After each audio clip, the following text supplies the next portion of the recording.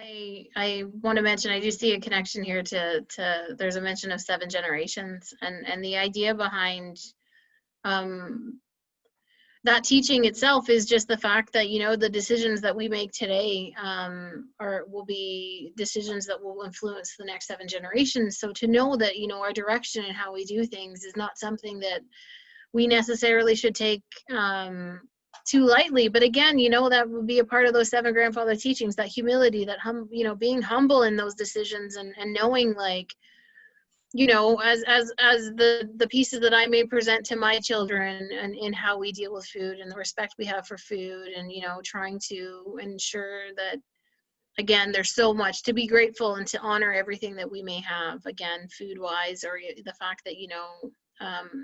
my kid's grandmother prepared a meal for us, and we're very grateful that she took the time to do that. And,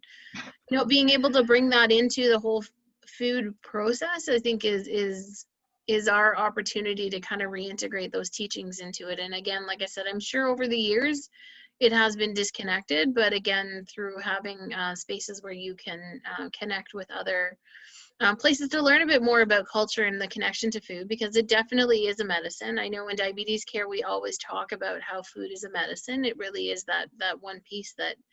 can really set the stage for a lot. And don't get me wrong, our relationship with food is very complex. Like, it, besides the fact that it helps sustain our body and give us energy, we also have an emotional connection to food. And so really recognizing those all aspects of self, you know, when you think about the medicine wheel, that mind, body, spirit, and emotion, and knowing that food is interwoven in all of that, and you know, our reaction to food is. And so I think if we're able to kind of step back and start to honor and regain that respect for the food, or regain that respect and understanding of how the food may get to us, and I'll ask all those questions, you know, about, you know, do I necessarily want to be eating something that's come from, you know, so many countries away? Like, I've often heard conversations about trying to have the 100-mile diet or something like that, where you're trying to create more sustainability for food and access to food in and around your home area, rather than waiting for something to be shipped from other parts of the world. Because again, you ask questions, how does it last so long? So I think when we start to really understand the important role that food plays in our overall well-being, I think that's when we can kind of I guess regain that balance and that respect for the food, so that we can hopefully continue to influence generations to come. I think that's already happening. I think people are asking a lot of questions about where their food's coming from, how it's being processed, what's in it, you know, and so I think we're on the right track. But again, I'm sure it took a number of years for us to get this far off track, and so I'm sure it'll just take us a few more years to kind of continue to ask these questions and understand. And you know, that's the great thing about research and about different conversations that can be had about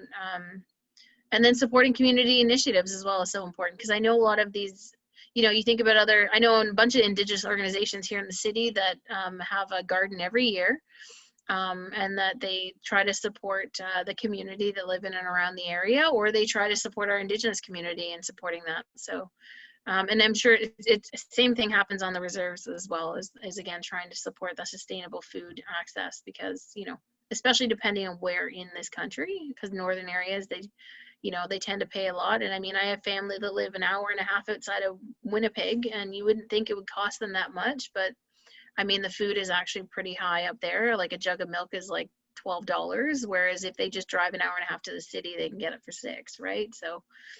knowing, again, you're always constantly trying to figure out these ways to create a better, stronger relationship and access to these foods that we need to help nourish our bodies,